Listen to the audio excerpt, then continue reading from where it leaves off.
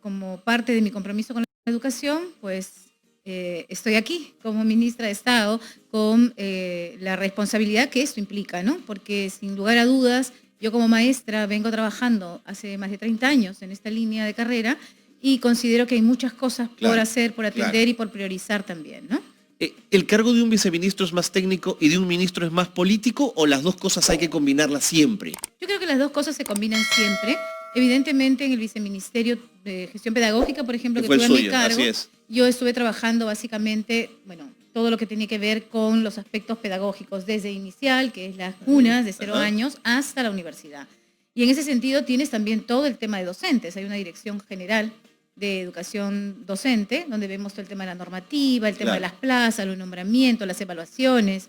Entonces, realmente es un viceministerio, es el viceministerio más grande que en el sector. Entonces, pero evidentemente también tiene aspectos políticos. Por ejemplo, cuando hay que debatir una ley como la que se está debatiendo ahora, es desde el Viceministerio de Gestión Pedagógica, desde donde se elaboran todos los sustentos técnicos para estar a favor o no en el marco de algún tipo de normativa que se quiere emitir, ¿no? De acuerdo. Cuéntenos cómo llega usted al mundo de la educación. Cuéntenos un poquito cómo construyó esta presencia suya en el mundo de la educación. Bueno, yo estudiaba inicialmente Derecho, aunque no lo creas. Somos varios entonces. Estudiaba Derecho en la Universidad Católica. Y después de pasar un par de años en letras y empezar casi mis estudios, estábamos en una época complicada de terrorismo y yo escuchaba a mis papás en esa duda e incertidumbre de si se mantenían en el país o no. Y cuando escuchaba esas conversaciones y su preocupación por el futuro de sus hijos, hablaban de Estados Unidos y yo decía, ¿qué voy a hacer con Derecho yo allí, no? Y siempre quise ser maestro también, entonces dije, bueno, voy a cambiarme de carrera para trabajar o para estudiar primero aquello que también me gusta y bueno, en el camino se irá viendo. De acuerdo. ¿No? Y me cambié al sector de educación. ¿También en la propia Universidad Católica? En la misma universidad y hice mis estudios allí, ¿no? En ese interín estuve trabajando también en la facultad, me invitaron a ser profesora de prácticas. Jefa de prácticas. Jefa de prácticas. Y después, con el tiempo, estuve trabajando también en el Centro de Investigaciones y Servicios Educativos, ¿no? Que me permitió llegar, digamos, a las zonas más recónditas del país. Entiendo. Que teníamos financiamiento de la cooperación canadiense, con una de las pioneras también en educación inicial. Y educación inicial era su opción, era lo que le interesaba, el trabajo con los más pequeñitos. Efectivamente, yo hice primero educación inicial, después hice formación magisterial y así conforme he ido avanzando en mi carrera, he ido incorporando nuevos estudios, ¿no? Por ejemplo, a partir de trabajar en el Centro de Investigaciones, se trabajaba mucho educación a distancia. Mire. Y entonces, claro, en esa época, la educación a distancia era con cassettes. No, claro, llegaba un sobre a tu casa. Exactamente, el material claro. físico. Y entonces lo que yo hice fue estudiar una maestría en todo el tema de comunicaciones también. ¿No? Que fuera complementando el tipo de trabajo que tenía. Después hice formación magisterial porque trabajaba en la universidad y dictaba clases también, entonces trabajaba con adultos, ¿no? Con maestros. Entiendo. Entonces también hice una segunda especialidad en formación magisterial. Después así fui avanzando y trabajé en una institución española, una fundación española que trabajaban en las zonas rurales de nuestro país. ¿Qué fundación era? Ayuda en Acción. Entonces estuve ahí también dirigiendo a nivel nacional el tema educativo.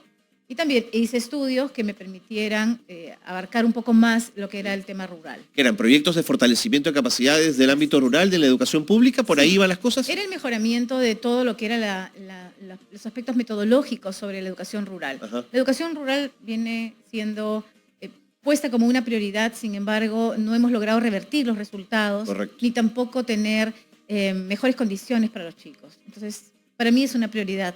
Porque además usted vio la postración de la educación rural ya en esos años, digamos. Exactamente. Inclusive trabajé en Ayacucho con la universidad, casi 5 años íbamos en esas épocas difíciles, ¿no? ¿En la San Cristóbal de Huamanga, sí? No, trabajábamos en las comunidades donde estaban los programas no escolarizados de educación inicial. Correcto. Desarrollando capacidades para en los años de la violencia, ¿no? En los años más o menos, sí, todavía eran años de violencia, ¿no? Y ahí, bueno, pues trabajábamos con profesoras coordinadoras, con promotoras educativas, con los padres de familia muchísimo y con los niños, ¿no? Entonces, esa zona rural para mí tiene mucho significado porque, sin lugar a dudas, hay muchas condiciones que todavía hay que seguir atendiendo, ¿no? Después ya he ido caminando en este aspecto educativo, estuve un tiempo en varios grupos de trabajo de educación y me llamaron para asesorar al doctor Wexler, que en ese momento era viceministro de Gestión Pedagógica, y ahí entré al Estado. Bueno, entré al Estado con Paniagua, en la época de Paniagua, para un proyecto de infancia, para priorizar políticas de infancia. ¿Wexler era ministro de Estado? No, en ese momento no. Ya, era viceministro todavía. Era todavía viceministro. Después el viceministro me llama para que esté como parte de su grupo de asesores. ¿Le gusta ese mundo del Ministerio de Educación? Es difícil, es un mundo muy difícil. Es muy complejo, ¿no? Yo fui aprendiendo recién ahí.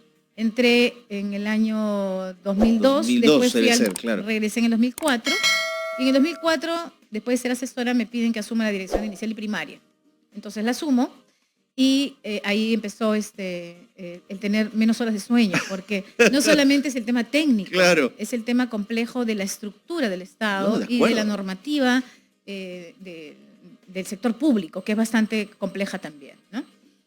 Después vino la Ley General de Educación, se hizo la Dirección de Educación Básica Regular, donde uníamos, digamos, los niveles, porque siempre se ha visto al niño por un lado, el de primaria por otro y el secundaria por otro. Y el proceso como si fueran compartimentos estancos, ¿no? Y ahora ha sido uno de los grandes problemas. Claro. Y me tocó justamente pasar por el proceso de articular el diseño curricular. Y ahí fue grandes discusiones y debates técnicos con los equipos para poder mirar a la persona como una persona que transita a lo largo de la básica regular y no como una persona que por su nivel es uno y en el otro nivel es otro, ¿no? Sino mirar esta secuencialidad que tiene en el proceso de desarrollo.